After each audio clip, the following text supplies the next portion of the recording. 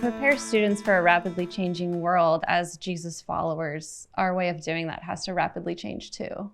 So I don't think that we are this time capsule that just exists. We're preparing kids to go into the world, and their ways of interacting with the world have to look different to meet new challenges. And when they ask tough questions, ask them questions back and open the floor to the fourth graders. If they ask a really hard question in a fourth grade way, I like to go to the fourth graders for a fourth grade answer first. And that might allow me to, a second to think about what else I, as an adult, want to introduce into the conversation, but it always starts with them. Our mission statement is really powerful for this in saying you're going to engage your rapidly changing world from a foundation of things that don't change. And I think, especially in the elementary years that are so tender, right? A student may be coming from like a really secure place that hasn't changed. They're going to experience brokenness or change, maybe for the first time in their elementary years. I want to equip students to look at things that are changing or look at things that are broken and to be brave to engage those things because they know the things that aren't going to change. So anytime we're talking about our rapidly changing world and that feeling of like we're on the cusp of something, we don't know what's going to happen, I want to bring students back to what we do know. We know that our God is faithful. We know that he works all things together for good. We know that he is for us and never against us. Right, we anchor our classrooms in God's story that doesn't change. Creation, fall, redemption, restoration. But God is still telling the story of history. And so the world changes, your kids change, you change.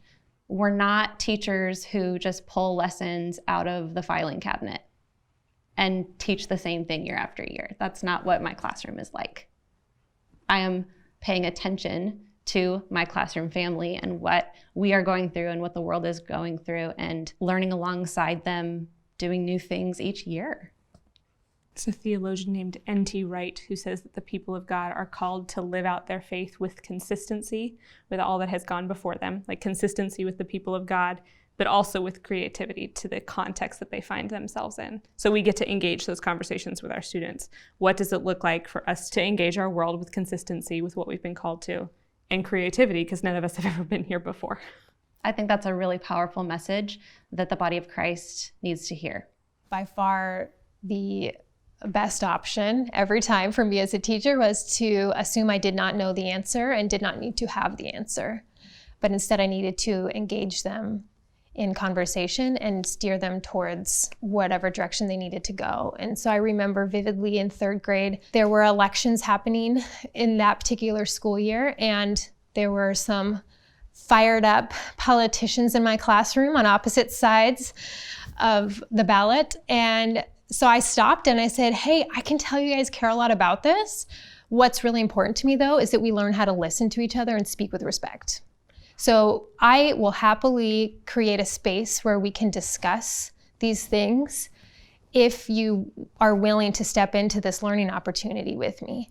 And we created a structure where students had the opportunity to share what they wanted to share, practicing respectful conversation while other students practiced listening. There were ways they could engage. And to me, that was a life skill. And so to me, that was a really tangible way for third graders to discuss challenging world topics that they weren't really understanding necessarily. That was really powerful, I think, to be able to equip them in a way that they could express themselves, but also ask questions. And always circling it back to the Bible. I never would have thought some of these kids could have such a respectful conversation.